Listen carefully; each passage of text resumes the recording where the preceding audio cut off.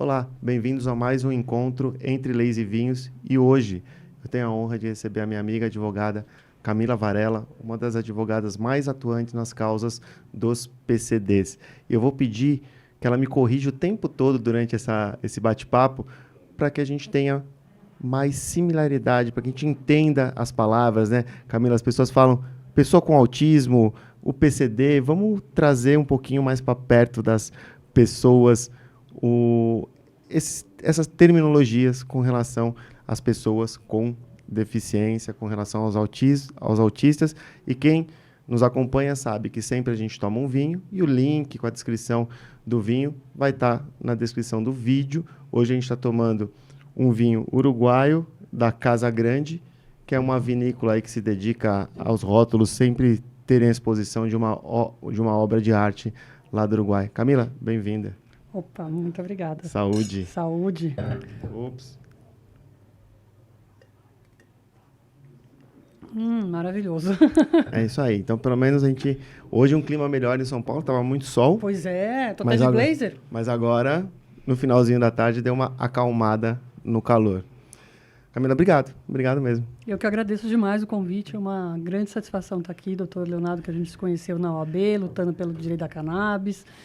E acho que essas convergências de pauta realmente unem os profissionais que têm vontade de fazer a diferença na vida das pessoas. Exatamente. Acho que no final de 2022 a gente começou a interagir. Em 2023 passamos a ter alguns encontros. Exato. Aí, seja com relação à cannabis, seja com relação aos PCDs. Exato. Mas, Camila, uma das características, acho que mais importantes que eu observei em você é a sua combatividade. Você não tem papas na língua, você pode estar na Assembleia dos Deputados, na Câmara dos Deputados ou no Conselho Federal da OAB, você se impõe com relação aos direitos que você defende de uma maneira muito contundente. E aqui acho que o primeiro tema para a gente começar a conversar é a avalanche de rescisão unilateral de contratos de planos de saúde, e a gente observa que essa rescisão ela acaba afetando sempre pessoas com deficiência, pessoas com tratamento continuado, e aí não importa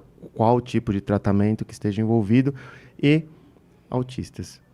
E queria saber um pouquinho se você tem acompanhado essa discussão, como que você tem atuado com relação a quem te procura, que tem esse problema, e se existe algum movimento oficial que você tenha conhecimento de algum órgão da OAB. Eu sei que a OAB não se manifestou, mas se você, eventualmente, outro órgão tem conhecimento que tomou algum tipo de medida, ainda que seja uma nota contra essa arbitrariedade, principalmente por um plano de saúde, né?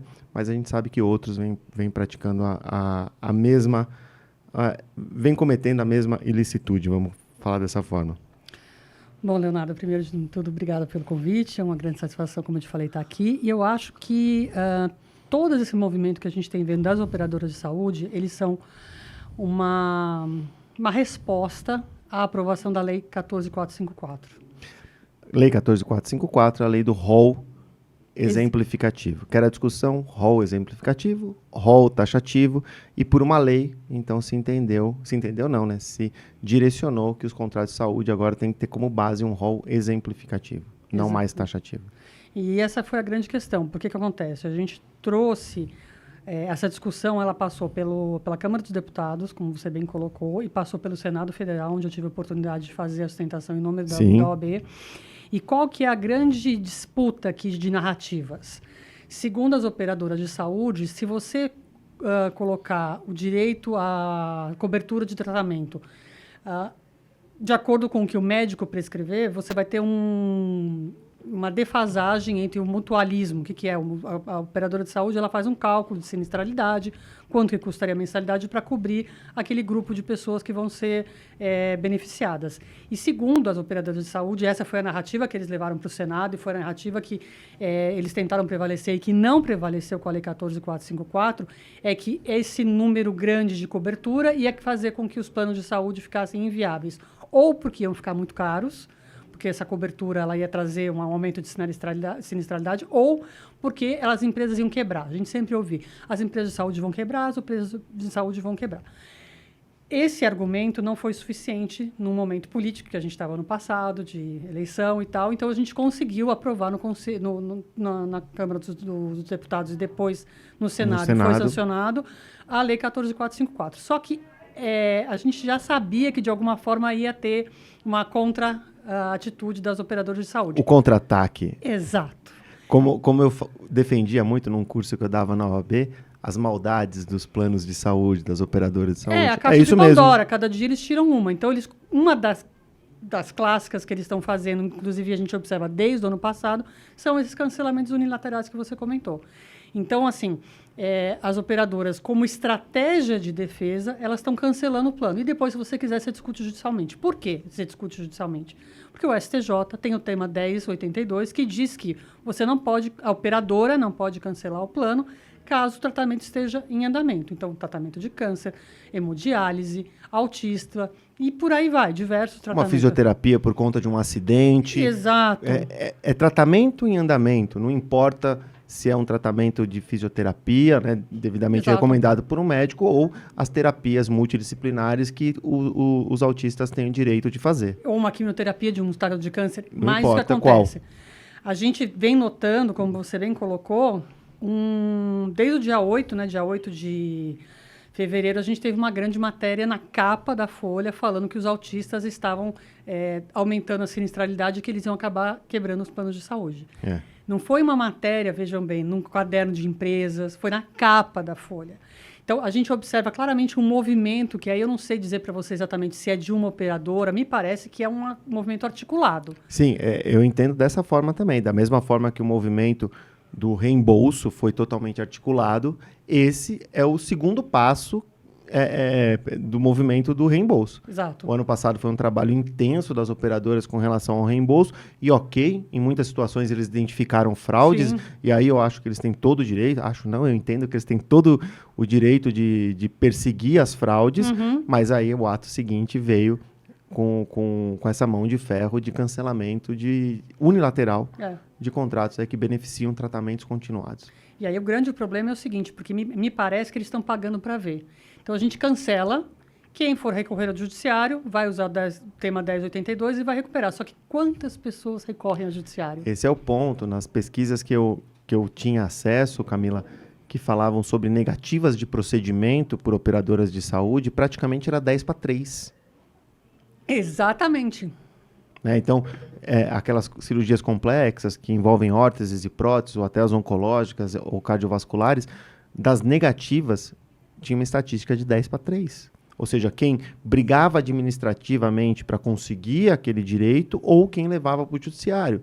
Então, 30% dos procedimentos indicados são realizados. Exatamente. Então, imagina numa rescisão em massa, como eles estão fazendo, quantas pessoas vão se socorrer do judiciário. Por isso que eu acho importante e fiz questão de começar esse podcast com esse tema, porque é algo que pode repercutir. Essas pessoas têm o direito de procurar um advogado, procurar a defensoria pública ou quem quer que seja, para que eles pleiteiem esse direito. Exatamente. E aí as operadoras de saúde, sabendo que a judicialização é geralmente uma etapa cara, porque você tem que pagar honorário de advocacia, a defensoria ela faz um trabalho excelente, mas está sobrecarregada. Então, diante demora. disso... Exato. Defensoria ok, mas infelizmente demora. E nisso seu plano foi cancelado, o tratamento foi suspenso. Interrompido, né? Exatamente. E no autismo a gente sabe que tem diversas situações que a interrupção de um tratamento pode ter um regresso enorme, né? Sem dúvida, porque o autismo, o que acontece? Você tem o cérebro da criança que é plástico e quanto mais cedo, ou seja, quando o tratamento for precoce, e quanto mais intensivo ele for, a gente fala em protocolos de 40 horas semanais. A interrupção disso pode, inclusive, causar danos irreversíveis. Por quê? Você imagina uma criança que está ali já desenvolvendo um tratamento com um psicólogo, que ela conhece, que ela tem confiança, e, de repente, esse tratamento é interrompido. Ela volta daqui a 4 meses depois que saiu eliminado do Poder Judiciário. Aquele terapeuta, inclusive, porque há uma grande dificuldade de você conseguir pessoas qualificadas para tratar o autismo.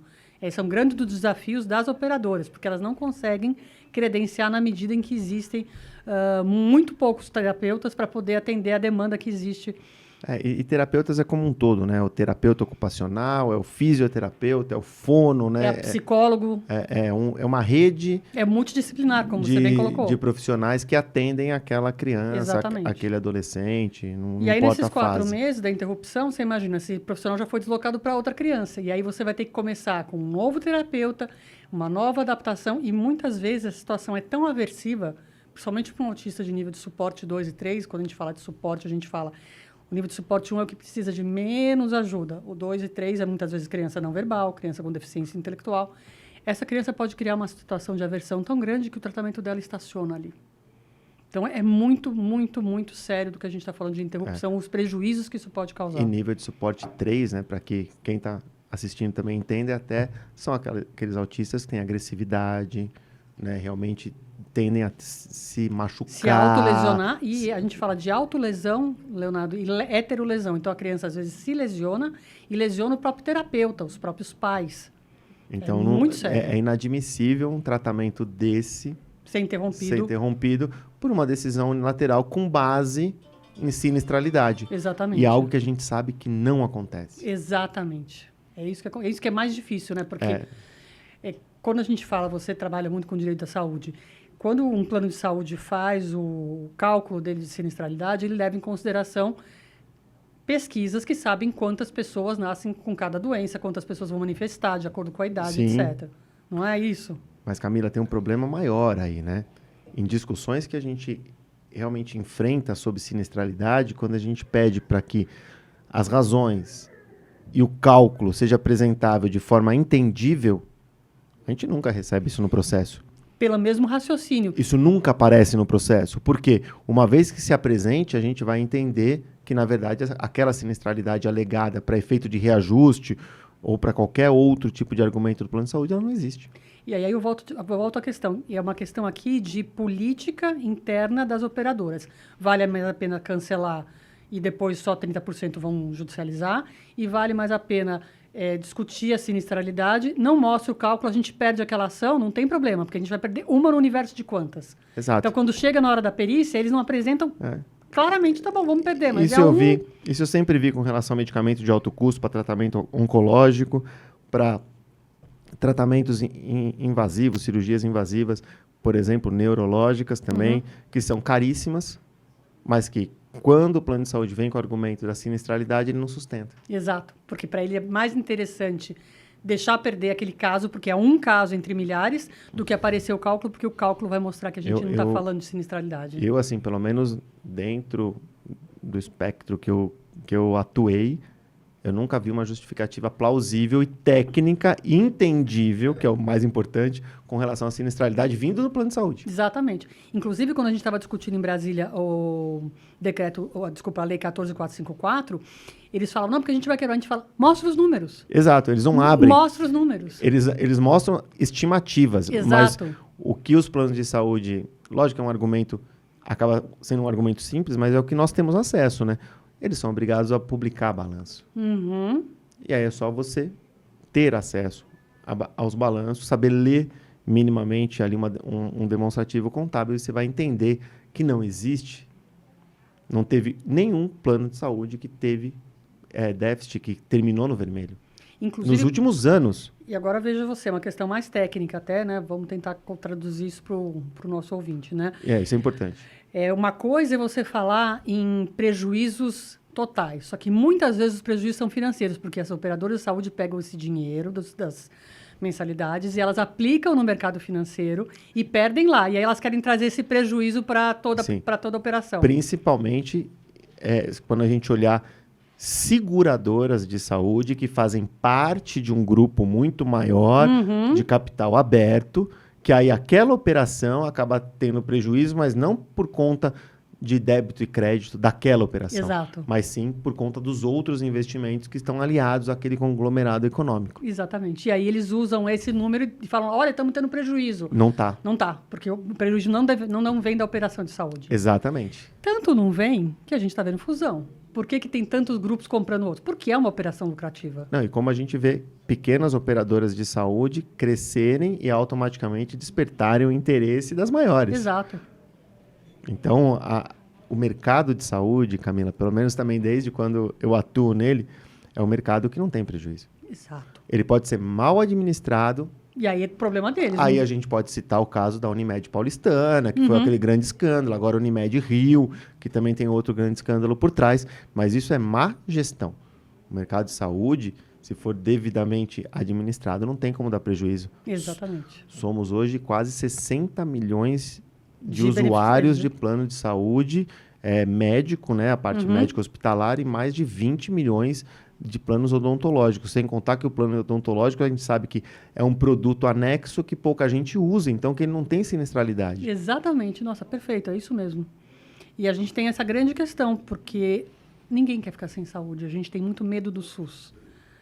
Então, as pessoas fazem, elas às vezes deixam de pagar a escola do filho, estão colocando os filhos em escola pública, mas a saúde elas estão mantendo no privado. Mas eu concordo que realmente o plano de saúde ele tem uma razão quando ele fala de fraude, aí acho que ninguém vai falar contra. E tem mesmo, a gente tem sabe fraude. que tem. No caso de alguns tratamentos multidisciplinares, a gente viu a ocorrência de algumas fraudes, então acho que o plano de saúde tem como envolver o Ministério Público e outros órgãos para efetivamente investigar, e ok, direito deles, mas simplesmente pegar uma categoria, tratamentos continuados, e rescindir de forma unilateral, não dá. Não, tanto não dá que a gente já tem uma decisão do STJ que diz que tem que continuar, né? Porque é absolutamente assim, quando a gente fala em direito à saúde, né, a gente está falando um direito constitucional. Então, você pega, não, mas as operadoras vão quebrar. Tá, mas você tem um direito de saúde, assim, hierarquicamente está muito superior ao direito econômico, então não tem. E você está explorando o direito à saúde, você está explorando a saúde de forma comercial. Exato. Então, você assume o risco do negócio é seu, não é do consumidor. Exatamente. Não é do paciente. De jeito nenhum, até porque, né, na verdade, é uma função delegada. Ninguém é obrigado a ter plano de saúde. Se você quis, é porque você viu um negócio bom ali. E eu entendo assim também, né, Camila? A lei de planos de saúde e todas as normas que estão em volta desse mercado viabilizam que a operadora tenha produtos diferenciados. Sim. Então, ela que o faça. Crie efetivamente um produto justo de coparticipação. Crie produtos individuais, mas com alguma restrição de rede. Pode criar aquela rede própria específica, mas que atenda aquela demanda. Pode criar. Eles têm possibilidades de criar produtos. Agora, não dá para você alterar a regra no meio do jogo, rescindir contrato que está válido, transferir rede credenciada, sem a devida notificação do paciente. Sem a equiparação do nível de qualidade, porque eles estão mudando também para clínica. Não tem para onde ir. Exato. Eu tiro esse hospital e não tem outro na região. E aí, no caso de autistas, eu recebi inúmeros casos no escritório que era assim, vamos dar um exemplo. O tratamento de uma mãe, daquela família em Osasco, a clínica multidisciplinar em Osasco, tudo bem. De repente, eles mudam e vai para Guarulhos. Falam, não, a sua clínica agora é Guarulhos.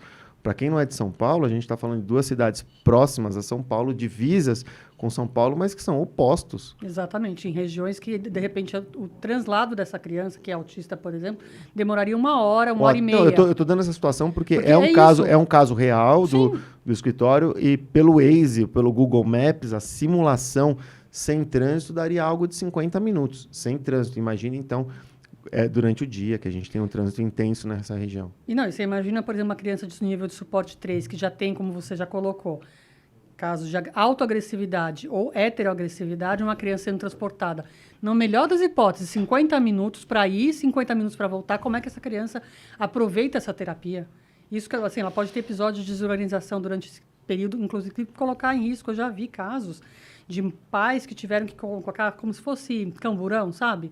Igual grades. Na época da Covid, o Uber, o táxi, porque a criança se irritava, soltava o cinto e pegava e dava uma gravata na mãe. Então, colocando em risco a ela própria, a mãe e os terceiros que estão nesse caso. Mas esses exemplos, Camila, são muito bons a gente receber de pessoas que efetivamente atuam. Não é aquele advogado que escutou tal coisa. É quem vivencia na prática. E isso é para conscientizar as pessoas. Esse podcast é um bate-papo, a gente não tem interesse aqui nenhum de dar aula, mas é para trazer essa informação. Ter um autista de suporte 3 dentro do carro, ou a interrupção de um tratamento de um autista de suporte 3, é muito ruim. É diferente de você simplesmente dizer não vai atender no hospital X, vai atender no hospital Y. É completamente diferente. Entra no carro aqui e vai para outro hospital que fica a 2 quadras. Não é isso. Você está falando de uma cidade de Osasco para Guarulhos. Exato. É realmente...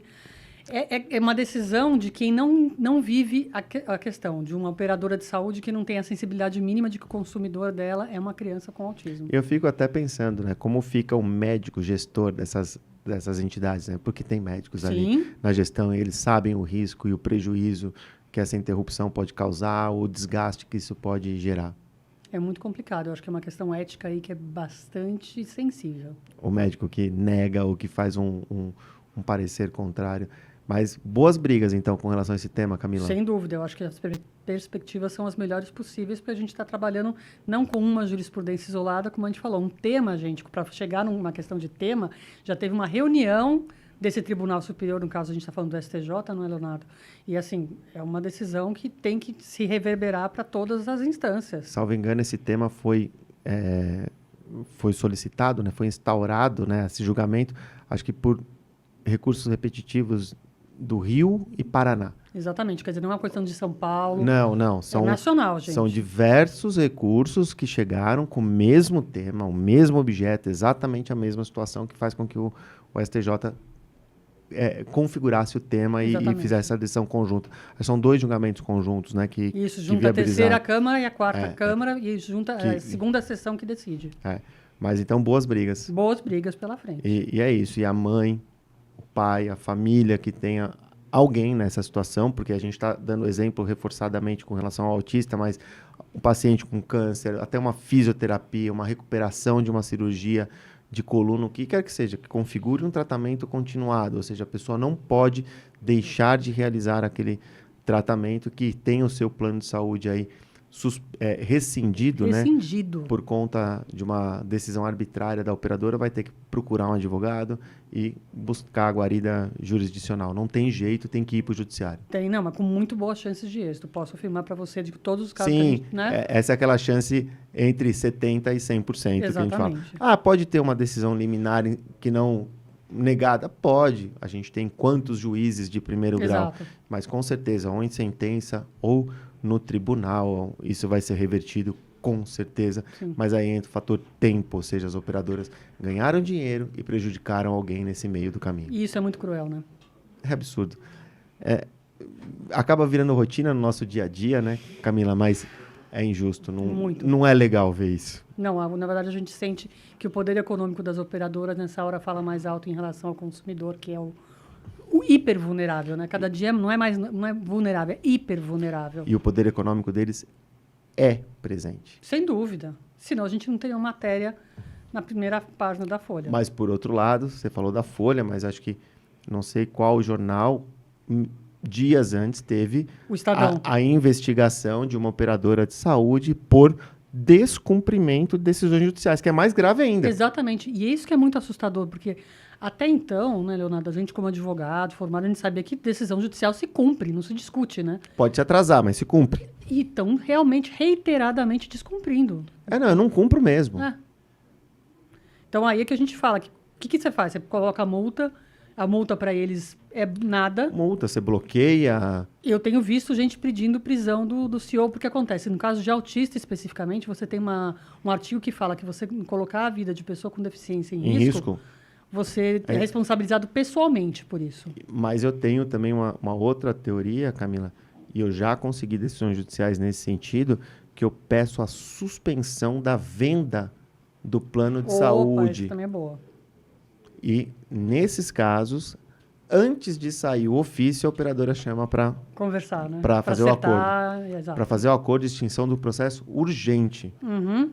Então, é só você fundamentar certinho, falando, excelência, está descumprindo aqui, vamos suspender a venda desse produto ou dos planos em nível nacional oficiando a ANS. É isso aí. Eu acho que são os caminhos que a gente tem como advogado ser criativo. O advogado tem que buscar. Essa foi uma que nós encontramos no escritório e deu certo. Uhum. Em muitos casos vem trazendo o resultado. O juiz às vezes nega porque não tem previsão, né? Exato. Mas tem juiz que realmente peita, principalmente aqui no Fórum Civil, no Fórum João Mendes de São Paulo. Mas é uma luta, né? Espinhos. Estamos aí. Agora vamos falar de uma coisa mais leve. Você vai lançar um livro com a autora? Pois é. O que acontece? Dia 8, né, Dia Internacional da Mulher, a OAB organizou ano passado um concurso para a gente falar de maternidade e direito. Porque a verdade é a seguinte, atualmente nos quadros da OAB, a maioria de inscritas são mulheres. Sim, a OAB está dominada por mulher. Exatamente. Nesse biênio, doutora Patrícia, nossa presidente. Então, com esse mote, né, foi feito um concurso para se falar sobre direito e maternidade, porque é um desafio. Muitas advogadas corporativas têm que conjugar a maternidade. Eu, por exemplo, sou uma advogada autônoma, né? Eu tenho um escritório pequeno, enfim. Mas para a advogada que, de repente, está numa corporação, é um grande desafio também, né? Porque ela não pode fazer muito o próprio horário dela. E aí foi interessante porque nós temos 30 artigos, né? Muito legal. Eu vi a capa do livro, você me mandou, achei muito legal. E aí a ideia é essa. Eu particularmente, tratei da maternidade atípica, porque eu sou mãe de uma criança, na verdade. É isso que eu queria chegar. E aí, Camila, emenda pra gente. Como que você foi direcionada, então, para essa causa PCD? Eu sei que vai ter muito nesse livro, talvez você fale sobre isso, não li seu artigo ainda, mas você tem um filho, né, que... Tem um transtorno do espectro do autismo. Então explica um pouquinho, porque acho que foi disso que acabou... Exatamente. Dessa situação, né, que acabou você sendo levada a abraçar essa causa. Sem dúvida. Eu acho que a gente fala, né, minha avó falava que os desafios apresentam e a gente pode fugir, né, ou enfrentar. E o que aconteceu? Meu filho atualmente está com 15 anos, vai fazer 16 em julho. Eu vi uma foto dele, ele é grandão, né? Ele tem 1,82 m e pesa 85 quilos. Ele é grandão, ele perto ao seu lado, assim, Não, ele é enorme. Né? Ele faz judô e ele está com umas costas, assim, assustadoras, né? No sentido positivo, vira um homão, né? Sim. Assim, é um menino, mas é um homem. A gente, inclusive, na nossa conversa, a gente pode falar um pouco sobre isso, né? Que as pessoas têm a tendência a infantilizar o PCD. Mas não é, né? As pessoas crescem, né? Mas tem muito essa tendência. Ai, que bonitinho é PCD, né? Como se fosse... É um moleque daquele tamanho. Exatamente. E aí, o que aconteceu? Eu trabalhei durante 17 anos da minha carreira na área tributária. Eu comecei na Procuradoria da República aqui em São Paulo, fiz o concurso como estagiária, gostei muito da área porque envolve muito direito constitucional. Direito tributário, para quem não conhece, ele é basicamente um direito constitucional, ele começa ali no artigo 180 e poucos e vai todo... Só a Constituição. Tá tudo ali. Tá tudo lá. E aí, o que aconteceu? Eu trabalhei durante 3 anos num escritório de um professor de direito da USP, de direito tributário, e depois eu fui chamada para trabalhar num escritório carioca, que veio para São Paulo e queria abrir a parte de contencioso. Eu fiquei 14 anos nesse escritório. E foi uma fase muito interessante. Acho que direito tributário é um direito que economicamente reverte bem para o advogado. Acho que ainda é uma das áreas do direito que remunera bem o advogado. Sim. E eu tive uma menina, né, quando eu estava com 32 anos, e quando eu estava com 34, eu tive meu menino. Então, formei o casalzinho perfeito, estava tudo lindo, só que o meu filho teve um desenvolvimento muito aquém, até porque eu tinha como comparar, porque eu tinha uma menina mais velha, então eu falava, isso não está normal, não está... E aí, tem alguma coisa. Tem alguma coisa. E aí a gente foi investigar. Primeiro fomos em fono e tal, até que chegou finalmente, depois de 6 meses. Isso é muito importante dizer. Um diagnóstico de autismo, ele não é um diagnóstico clínico. Você não faz um exame para saber que a pessoa é autista. Então, assim, depende... É o que eu ouço muito das mães. Tem que buscar. É um diagnóstico que tem que buscar. E muitas vezes o neuro não é especializado naquilo. E você não encontra o médico naquele momento. Não é um diagnóstico que fecha em 2 consultas. Não. E aí, então, depois de 6 meses, a gente teve finalmente a palavra final, ele tem autismo. Então, aí você primeiro passa essa fase de anamnese, que a gente chama, né? Exato. De 6 meses, e aí depois, ok, é autista, o que vamos fazer, né? Quais são os tratamentos? A gente foi atrás, e o que acontece? Eu trabalhava num ritmo, principalmente em direito tributário, que você entrava super cedo no escritório e não tinha hora para sair. E sai à noite, exatamente. E aí, o que acontecia? Eu não estava mais fazendo isso, porque eu tinha que levar ele nos... Porque durante um tempo, até minha mãe e minha sogra fizeram isso por mim. Só que chega uma hora que você como mãe, assumir a questão ali. Você tem que estar junto, né? Eu quero saber o que está acontecendo. Exatamente. Para você traduzir o que o médico fala, não ser o terceiro, né, que Exato. recebe a informação. Até porque eu vou dizer para você que o autismo, ele ainda tem um grande estigma. Acho que a gente está muito melhor hoje em dia, né? 13 anos depois do diagnóstico do meu filho, acho que a gente está numa realidade muito melhor que a gente está, inclusive, com quantos anos isso. ele foi diagnosticado? Com 2 anos e meio para 3. Hoje existe a possibilidade até de diagnóstico mais precoce. Né? Mais precoce, tem bebê que é diagnosticado, é maravilhoso. E assim, acho que se eu tivesse o esclarecimento que eu tenho hoje, com certeza meu filho seria diagnosticado com 1 ano e pouco, porque ele já aparecia, eu revendo agora a situação, eu observo isso. E aí eu comecei a me ausentar do escritório e não dá. Num escritório grande, você acaba sendo convidada a sair. Mas né? você não acompanha mesmo. Não tem como você Não trabalhar. tem. Ou você trabalha ou você fica cuidando do seu filho. Não dá, é isso. É complicado. E aí o que aconteceu? Eu tinha uma reserva financeira, eu falei, quer saber? Vou tirar um sabático aqui de 1 ano para realmente participar das terapias, porque eu ia nas consultas e tudo, mas na hora do dia a dia que você está vendo no teu escritório. Terapia de autista é todo dia e é uma grande quantidade de hora. Então, eu não podia me ausentar. Quem levava, mesmo que da parte do diagnóstico eu tenha participado, quando começou a realmente fazer o tratamento, quem ia era minha mãe e minha sogra. E aí, quando eu fui convidada a me retirar, porque não estava mais rendendo o que precisava, eu comecei a frequentar a sala de espera dos consultórios dos e dos terapias. terapeutas. E aí comecei a ver a carência de informação das mães ali. Tinha mãe vendendo carro, vendendo casa, porque queria pagar o tratamento da filha, queria pagar o tratamento do filho. Eu falei, gente, mas o plano de saúde tem que cobrir.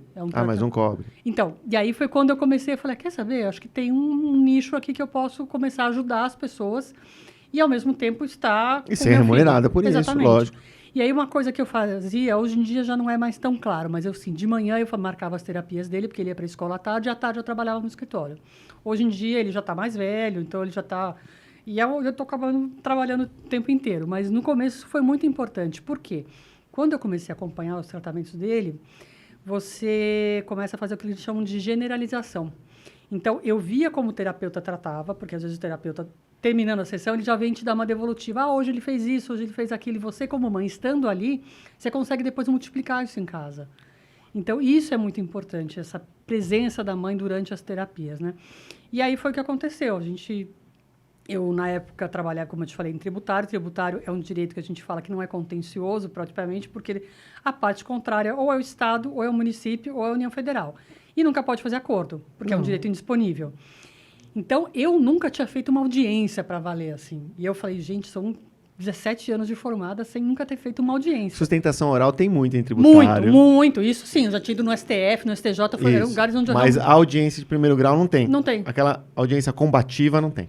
E aí, o que aconteceu? Eu falei, bom, eu não vou me arriscar a sair por aí, porque eu sou uma profissional que tem que zelar pelos meus clientes. Então, eu tenho um irmão que fez área do direito também, meu irmão trabalhou a vida inteira na área civil. Eu falei, cara, você não quer vir fazer? Me ajuda aqui? Vamos fazer uma sociedade? Você tem um sobrinho que é autista, então você, bem ou mal, já conhece um pouco o tema, e para uma audiência eu confio. Eu até vou com você para poder aprender, mas não posso me arvorar na qualidade, chegar depois de 17 anos de formada para fazer audiência sozinha. Não dava. E aí a gente formou a sociedade. Essa consciência é importante para advogado. E aí eu transfiro até para advogado recém-formado, que hoje às vezes se mete em tudo e acaba cometendo grandes equívocos. E olha, você com 17 anos de formada, preferiu, deixa eu dar um passo atrás, chamar alguém para que eu possa exercer aqui a advocacia de uma maneira plena na defesa do PCD. Exatamente. Isso foi uma questão que, para mim, eu falei, não tem... E foi muito engraçado, porque a gente vai pegando o jeito. E eu lembro que um dia o juiz virou para mim e falou assim, a senhora quer ocupar o meu lugar? A senhora está tão à vontade? E aí eu baixei minha bola, porque realmente tem tudo isso, né? A gente que é advogado de primeiro grau, a gente sabe que existe o ego do juiz, né? O ego do Ministério Público. Tem que saber transitar. Tem. E agora eu acho que eu posso fazer uma audiência sozinha. Depois de 10 anos, eu diria para você que agora, depois de 10... Exatamente, eu consigo fazer uma audiência sozinha. Mas é o que você falou. Por exemplo, quando teve a questão do rol taxativo, pela minha experiência no tributário e ver como é que funcionava, porque que isso acontece? No tributário você tinha a questão ICMS na base da base de cálculo do COFINS. Então, o que você acompanha antes? Você começava a ver o STJ como estava reagindo, o STF, você fazia mapa, na época a gente fazia... Mapa das turmas. Exatamente, vai marcando ali como é que está caminhando. Quando eu vi o negócio do STJ, que tinha dado uma decisão separada ali da 4ª turma, dizendo que o rol era taxativo, que não ia pagar o tratamento de autismo, acendeu a luz tributarista em mim. Falei, isso aqui... Deixa eu mapear. Vai encaminhar. Eu faço isso com medicamento de uso oral. Eu estou acompanhando... que tem uma exceção na lei, que o plano de saúde não precisa fornecer. Se é de uso oral e não ambulatorial, né? E tem ali decisões hoje nos dois sentidos. Estava pacífico no STJ, que o plano deveria, ainda que tivesse a exceção da lei, mas faz de 3 anos para cá, a gente tem decisões contrárias. E eu acho que vai dar um conflito. Então, exatamente. E aí um advogado que tem uma experiência já com tribunais superiores, ele vai vendo como é que desenha a jurisprudência. Não adianta o juiz aqui de São Paulo dar... Se depois Se chegar lá em no- cima. Exatamente. Da mesma forma, o tema 1082 que a gente estava falando antes. Não adianta o cara negar aqui, porque a gente vai usar o tema e vai, enfim, direito, né, Vai gente? direcionar o julgamento. É isso aí. Então você teve um menino, tem, né? Uhum. Com autismo, nível 1. Não, meu filho é nível. Ele atualmente eu posso dizer para você que ele caminhou para um nível 2, mas ele era nível 3 de suporte. Meu filho tinha comprometimento muito sério. Ele não falava, hoje em dia ele fala palavras esparsas, ele não forma frases. E ele tem episódios de violência ainda hoje. Semana passada eu estava com ele num supermercado, minha mãe foi comprar um negócio, ele deu uma cabeçada na minha mãe. Então você imagina a cabeçada daquele rapazinho Uau. pequeno. Então tem isso. Eu lembro que, inclusive, quando ele tinha mais ou menos uns 8 anos, ele estava muito agressivo nessa época. O que acontece? O autista não consegue se comunicar, ele fica agressivo porque ele não consegue falar. A cabeça dele, ele está entendendo tudo. Mas ele não consegue pedir uma água. Você imagina É que seria isso. angustiante? É a mesma isso. coisa que você colocarem você no Japão o tempo inteiro e você não sabendo falar o idioma. É angustiante. E aí um terapeuta chegou a falar para mim, falou, olha, Camila, acho que você tem que pensar sério em realmente aumentar a quantidade, porque no começo meu filho não fazia essas 40 horas. Por isso que eu falo com muita segurança que é preciso ser intensivo sim. Porque meu filho fazia 3 vezes por semana, 2 horas por dia. 6 horas. Hoje em dia eu penso, o que eu estava fazendo? Mas, enfim, naquela época era uma recomendação válida. Não, o autismo, a gente observa que vem em uma progressão. Uhum. Sejam as terapias, seja o diagnóstico, medicamentos. A gente Exato. sabe que vem uma progressão muito grande E rápida, né?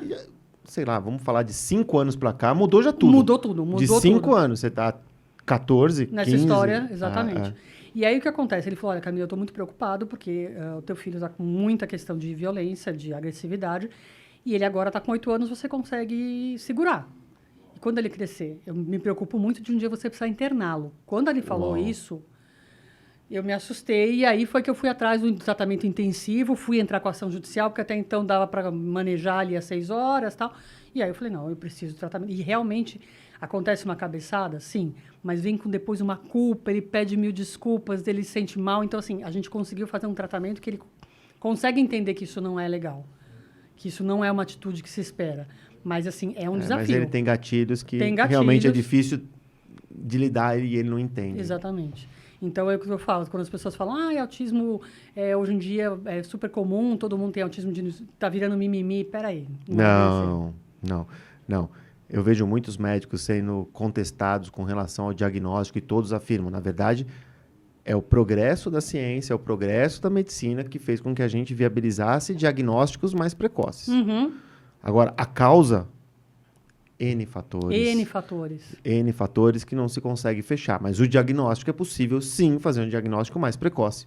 Nossa, isso que você falou foi perfeito. Eu lembro que uma época, o meu filho, a gente estava falando com o médico dele, que inclusive é um dos médicos mais... Hoje em dia ele já mudou, mas quando ele teve o diagnóstico foi um dos médicos mais conceituados de São Paulo, uma pessoa que está aí já há 60 anos, clinicando. E um dia eu falei para ele assim, eu gostaria de saber, mas o que foi? Ele falou assim, não importa o que foi, importa como tratar. Então você fica procurando, porque eu ficava pensando, será que foi um dia que ele perdeu um ursinho? E que você fica procurando, assim, como mãe, né? Não, é lógico.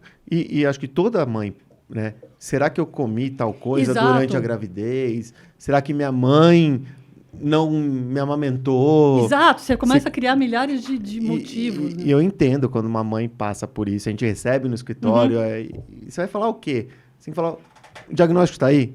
Como vamos tratar? É daqui para frente. Exato. Tem que judicializar por Isso causa... é libertador. Tem que judicializar por causa do diagnóstico, por causa da negativa, Exato. não da causa. A causa não, o médico não sabe. Exato. Não busque o que você não sabe como mãe. Uhum. E aí você tocou num ponto, Camila, que eu acho muito importante. Primeiro, para a gente finalizar então esse assunto sobre a sua maternidade, sobre o livro, que dia é o lançamento? É dia 8 de março, no Dia Internacional das Mulheres, Sim. na OAB de São Paulo, na Rua Maria Paula 35, a partir do meio-dia. Vai ser livre? Vai ser livre, todo mundo pode Meio-dia? Meio-dia.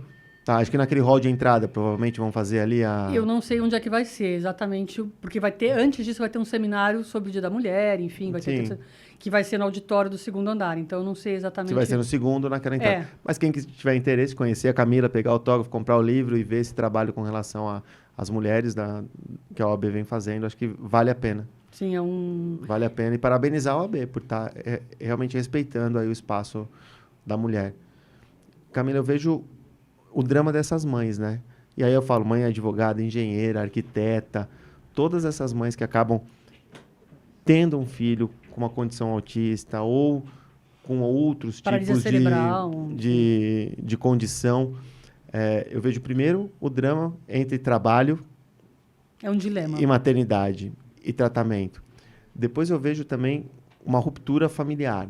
Muitas delas acabam ficando sozinhas. E aí eu acredito que no teu escritório você deve receber esse kit completo, né? Completo. Eu não sei se você agora, tratando, né, também de pessoas com autismo, eu notei, até para mim foi muito claro, a advocacia que eu fazia antes, que era uma advocacia tributária, eu lidava com CEOs. O cara quer saber quanto ele vai ter de bônus no final do ano. Você lidava com a empresa, né? O nome da pessoa ali, um dia é Marcos, no outro dia o CEO mudou. Exato. E acabou.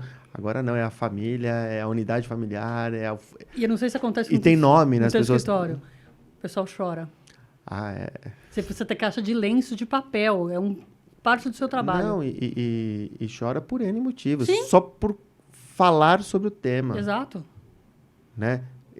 A última que chorou recentemente foi sobre medicamento. Uhum. Era a busca de medicamento para ela. Né? Então, o direito à saúde não é fácil. Não.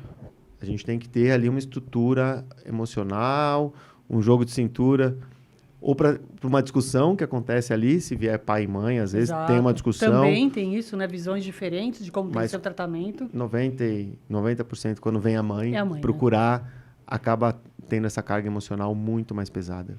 Não, e aí, Leonardo, uma coisa que eu acho que é importante colocar é que quando existe o diagnóstico de uma deficiência na família, 78% dos homens vão embora. É isso que eu ia perguntar, exatamente. A gente tem estatística. A mulher criando sozinha. E eu vejo, quando alguma mãe que me procura, eu nem preciso perguntar o estado civil. Exatamente. Ou é divorciada, ou é solteira. Ou está separando. Não, ou está separando, solteira é mais difícil. Você acha que... Dos casos que eu recebi, está em processo de separação. Ou já está separado. Ou está separado, ou realmente... Porque você vê pela narrativa, né? Sou eu que levo, sou eu que busco, sou eu que espero, sou eu que pago. Exato. Então, a narrativa já te deixa claro do que realmente ela é uma mãe solo. Virou uma mãe solo. E é um grande desafio, e eu sempre falo isso, eu acho que nós, como sociedade, estamos falhando seriamente. Por quê? Principalmente no caso do autismo de suporte 2 e 3, das pessoas que não têm plano de saúde, que não têm acesso à educação. O que é, assim, na minha opinião, a maior chaga, e eu vou falar uma coisa muito pesada agora, mas as mães que vão envelhecendo, os filhos que vão envelhecendo, aí a mãe mata o filho e depois se suicida, porque ela tem medo de como esse menino... Onde eu vou deixar o filho? Eu acho que tem um projeto de lei na Assembleia Legislativa aqui do Estado de São Paulo que prevê isso. Vamos até levantar, se for o caso, eu coloco na descrição depois do vídeo. Tem um projeto de lei aqui que realmente tem por objetivo dar o suporte para essa criança que vai ser adulto no momento que o pai e a mãe não estejam mais aqui.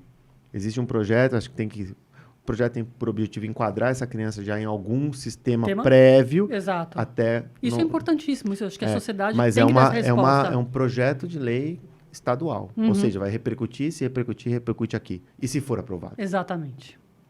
Porque esse é um problema muito sério, né? Nós, como mães, assim, eu falo agora no papel de mãe, não como advogada, é o grande espada de Damocles que eu penso todo dia. Como é que vai ser quando eu não estiver aqui? Agora, eu falei de falar errado, Camila. E eu vejo que tem muita gente que se incomoda quando um leigo acaba falando uma coisa errada. A gente sabe que as mães têm esse ego forte. Mas autismo é uma doença ou é uma condição? Como que eu me refiro a uma criança com autismo? Autismo. Direito à saúde, tá? Primeiro ponto. Isso é um CID. Se é um CID, é uma classificação internacional de doença. Então, desculpa. Assim, a gente pode falar em neurodiversidade, a gente pode falar em transtorno do espectro autista, em condição, mas para fins de saúde e de judicialização, a gente está falando de uma doença, porque é um CID. Eu sei que muita gente vai criticar o que eu estou falando agora, mas é o que eu penso. É o que eu falei. Quando eu falo doença, não é doença, autismo não é doença, eu entendo, eu juro que eu entendo. Sim. Mas para fins judiciais... É uma doença. Eu estou judicializando um CID. Sim, eu acho que a gente não pode fugir disso. É objetivo, né? Mas eu estou judicializando. E eu falo isso com o maior respeito, sabendo que, por exemplo, filho tem maior... meu filho é um cara que ele tem dificuldade para falar, mas ele é um GPS.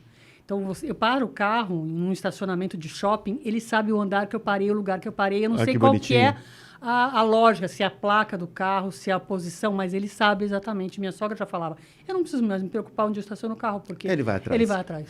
E é impressionante. Qual que é a lógica disso? Quebra-cabeça. Meu filho monta quebra-cabeça de 500 peças.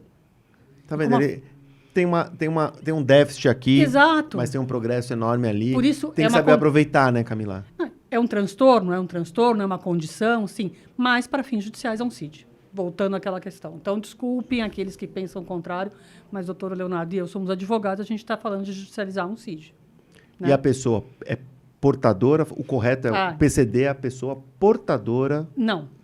O que acontece? Antigamente as pessoas usavam o termo de portar. Só que portar uma deficiência, você porta um RG, você porta um livro, você põe embaixo do braço e leva. Ok, isso. Vamos lá, Por isso que não pode ser portador, porque teoricamente você poderia chegar na sua casa e guardar a tua deficiência. Então, por exemplo, uma pessoa cega, ela não porta uma cegueira, ela é. Então, isso é a primeira pessoa questão. com deficiência. Com deficiência. E aí o que acontece? Então, é a forma correta. Forma correta. Tinha gente que falava o deficiente. Por que a gente usa pessoa com deficiência? Porque depois da Lei Brasileira de Inclusão, a gente entende que a pessoa vem antes da deficiência. Então, é bem fácil de guardar. Pessoa com deficiência. PCD, pessoa com deficiência, não é portador de deficiência, é pessoa com deficiência. Exatamente. E aí, Camila, eu vejo muito que eu vi no seu livro você se descrevendo.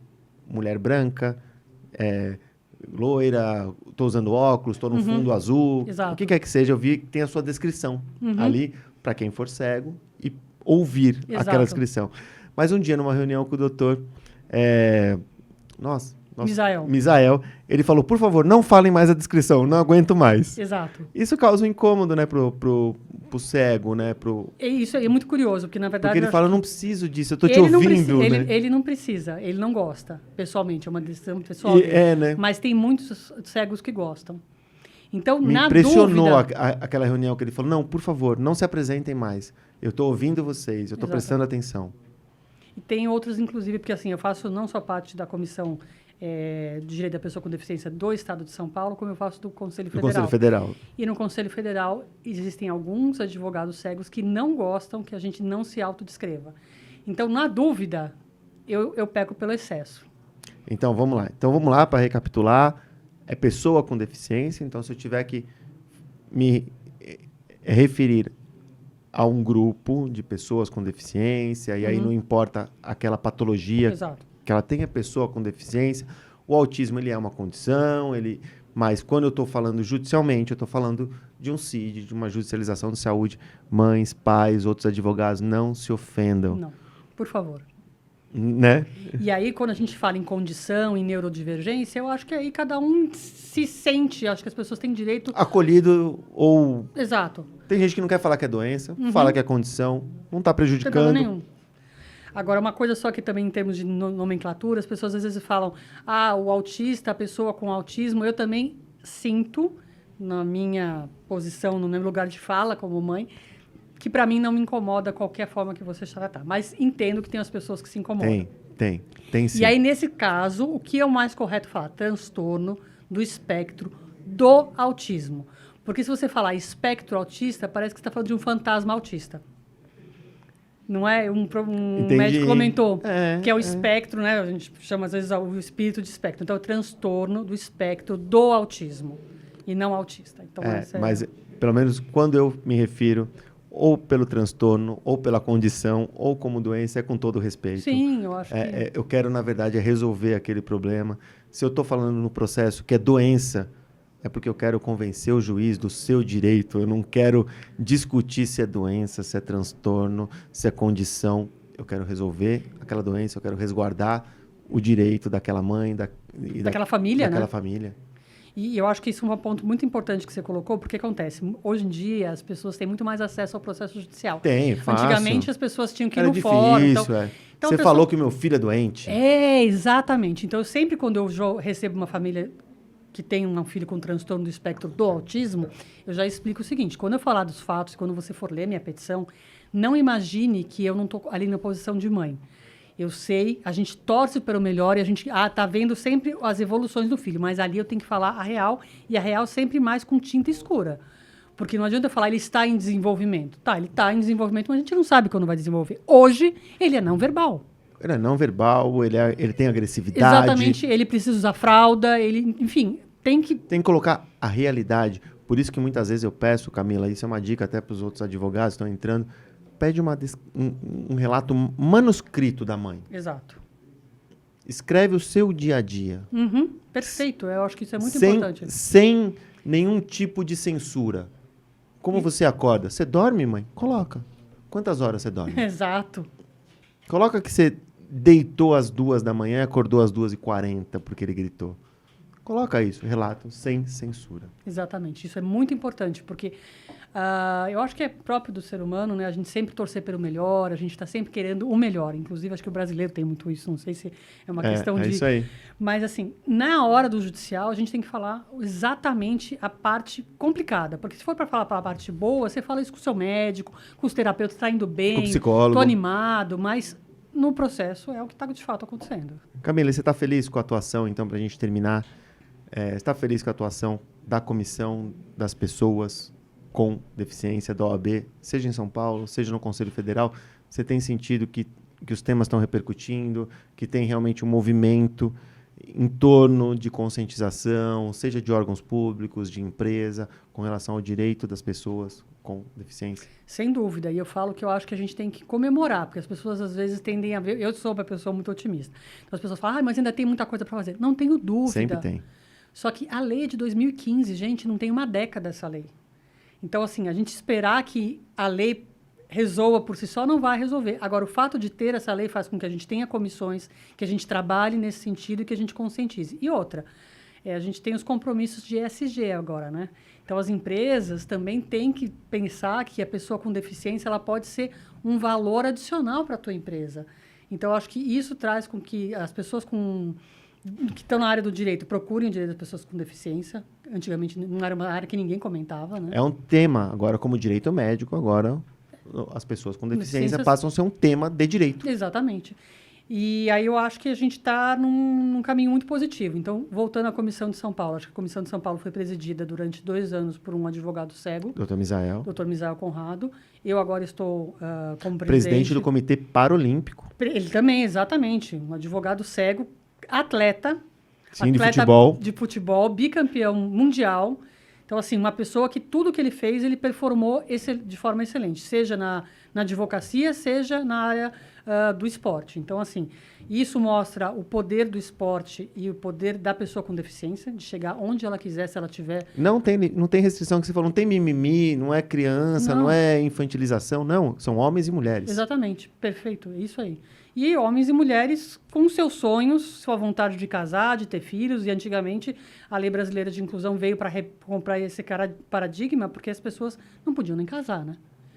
A gente falava em interdição na lei brasileira. Nossa. Então, assim, acho que estamos evoluindo bastante. É um processo evolutivo. É um processo evolutivo. E você está feliz, então? Eu estou satisfeita. Acho que a gente tem muito para fazer, não tenho dúvida. Que você falou, é para sempre, né? A gente tem que fazer tudo em tudo, né? Em todas as áreas.